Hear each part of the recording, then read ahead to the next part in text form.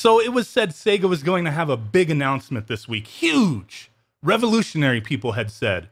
Well, I don't think Sega actually stated any of this. It was more of Famitsu overhyping an announcement and many people in the West getting too excited for things that we would probably never see. This was all for Japan, not for us. But one thing a lot of people are either excited for or are disappointed by was the announcement of the Game Gear Micro. Still, just a Japanese exclusive at the moment.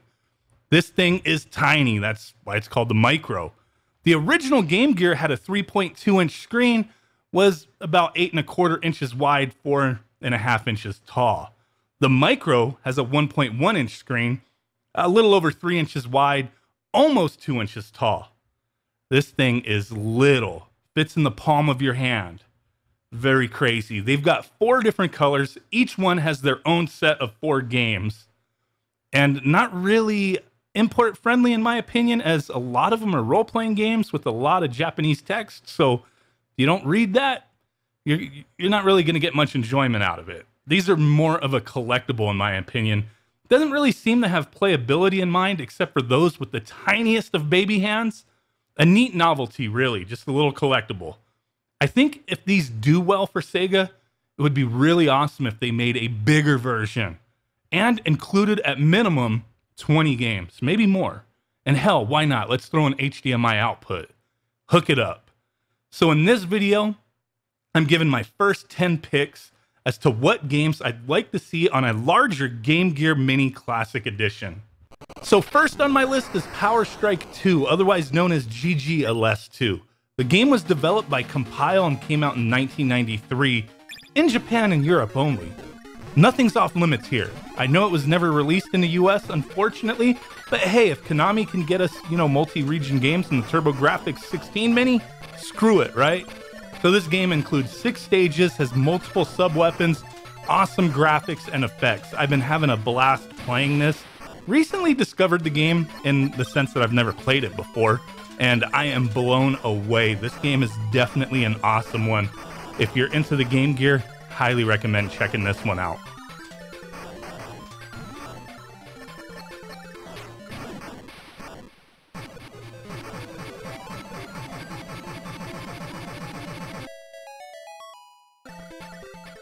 Next on my list is Gunstar Heroes, another one that was not released in the US, only released in Japan. Came out in 1995 and was developed by M2. The port is amazing. Definitely, it's missing stuff from the Genesis version. I mean, it's to be expected. We're talking about a handheld here, right? But even with its smaller size, it's a lot of fun. The graphics are quite a bit more, bland, I guess. Not as much going on. But I'm still very impressed with this port. To have some, Gunstar Heroes back in the day would have been cool. Fortunately, like I said, didn't come out in the US or, other places in the West. But I would think this would be a pretty neat one to have on a Game Gear Mini Classic Edition, right?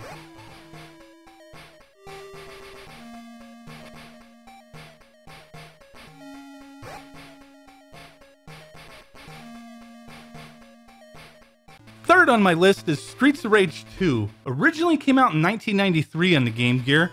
It did have remixed, kind of redone levels over the Genesis version. You were also missing Max Thunder, leaving you only 3 playable characters instead of 4. But, a lot of times these handheld games did cut things from the console versions when they were ported to them, and I think it's fine. It's a very competent handheld beat 'em up.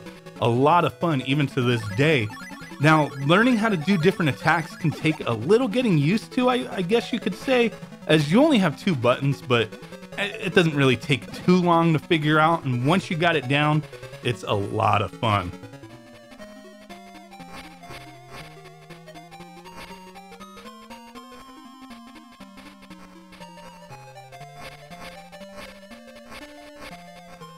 Next on the list is Panzer Dragoon Mini, so this is another one only released in Japan. Came out in 1996, about a year after the Saturn version came out. In this one, it's kind of interesting, there is no rider for the dragon. You could pick between 3 different dragons, and obviously due to the limitations of the Game Gear, this game does not play exactly the same as the Saturn version. but it does play very similar to Space Harrier. Is that a good thing or a bad thing? I think it's actually pretty neat, to be honest with you. Now, the game, it's pretty easy.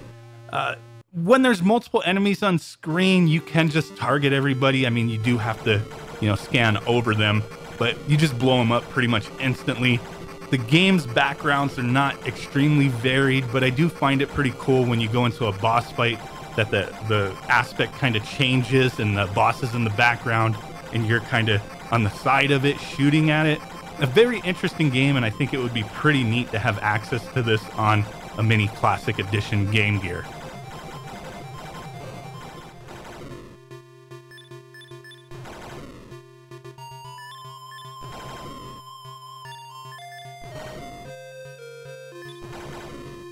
Next on the list is Sonic Chaos. So this game came out in 1993 and was developed by Aspect Company. It was also the first original Sonic game developed for a handheld. Previous portable Sonic games were based on pre-existing games on consoles at that time. So this game, it played a lot faster than previous Sonic games, was very bright and vibrant, was pretty smooth in my opinion. You could play as either Sonic or Tails, and there was a new power-up, the rocket shoes, which allowed you to fly through the air for a short while. The game did get a direct sequel a year later, Triple Trouble.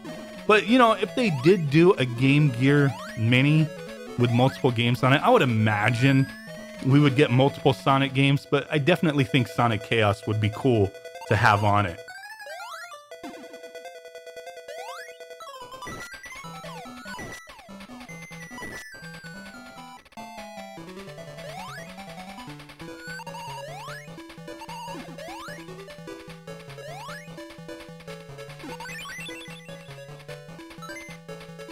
Oh man, next one on the list is one of my all-time favorites, Castle of Illusion starring Mickey Mouse. So the game first released in 1990 for the Sega Genesis, and the Game Gear and Master System got an 8-bit port a year later. It was developed and published by Sega themselves. This is one of my all-time favorite Disney games, and I played a ton of it on the Game Gear. I think I only thought this version existed. I don't think I realized it was on the Genesis at that time. I did play it later on the Genesis and I was blown away as well, but the port on the Game Gear was really awesome. Spent a lot of time playing it, so it's got to be on my list.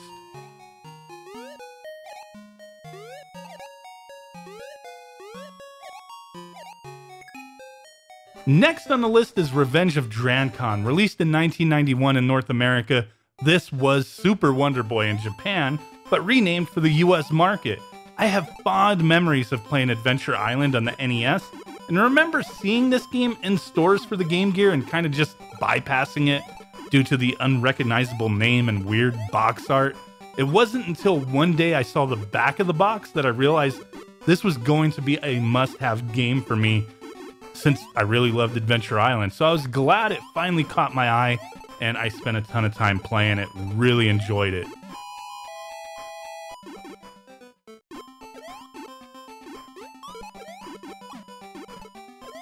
Next on the list is Mortal Kombat 2. So this came out in 1994 on the Game Gear in the US, and I played a ton of this game. No blood code required, and unlike the Game Boy version, we did get the Kentaro boss fight.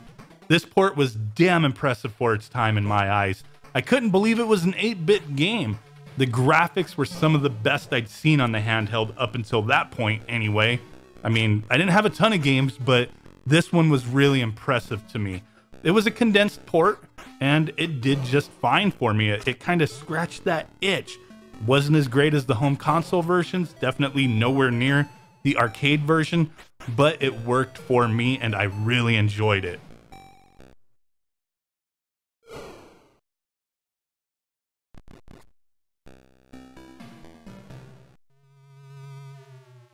Number 9 on the list is Psychic World, developed by Hertz and released in 1991. This game saw a version on both the Sega Master System and the Game Gear at that time. Originally it released for the MSX2 in Japan, and that version from what I have seen is the superior game. I remember having the Game Gear version back in the 90s and was initially put off due to the difficulty and the non-invulnerability after taking damage. You could really get pummeled in this game. But after giving it a chance, I wound up really liking it. So you could collect new psychic powers and even power them up. You would need different powers to advance in certain parts of the stages. This was really a game where you needed to get good and learn how everything worked quickly if you wanted to advance.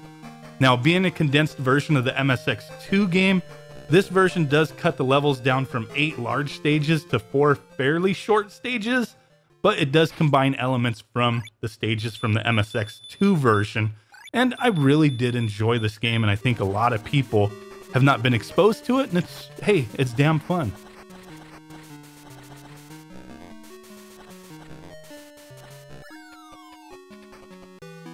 Final game on my list is Ristar. Now, I didn't own this game growing up, but my sister did, and I do remember playing it quite a bit, and she still loves it to this day, and I think it's a really awesome game.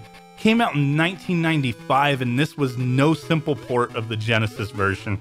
Half of the stages were based on the Genesis port, but they were remixed. They weren't exactly the same. Everything was kind of moved around. And then the other half of the stages were completely different from the Genesis version. This was a very colorful and bright game.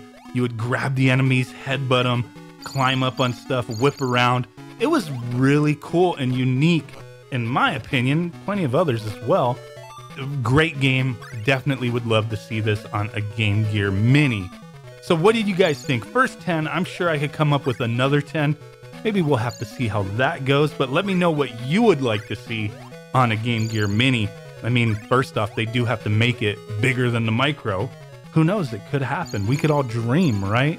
The Micro is a neat item, but not for a lot of us. That's for the collector market. I want something a little bit more playable and, can collect as well. Just give us one version, not a bunch of different ones with different games on it. Just give us one with a bunch of games and I'll be happy. So really do appreciate you guys hanging out with me. Let me know what you think. And with that said, I will catch y'all next time. Peace out. Bye-bye and boom. Bye.